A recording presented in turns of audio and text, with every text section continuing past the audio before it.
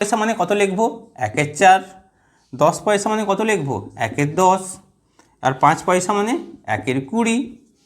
অনুপাত দেওয়া আছে কত? 1:2:3। কিন্তু এই অনুপাতটাকে পাল্টাবো। এইগুলো লসাও কত? 4, 10, 20 লসাও কত?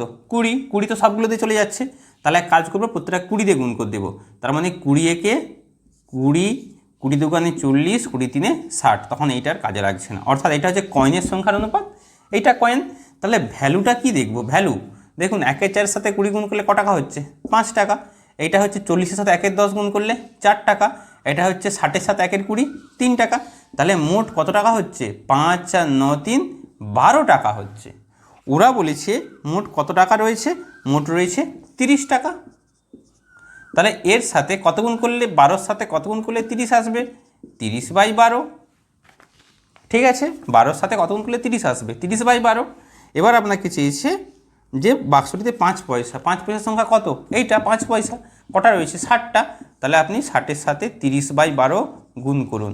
তাহলে 60 × 30/12, 12 5-এ 60, 30 5-এ 150। এটা হচ্ছে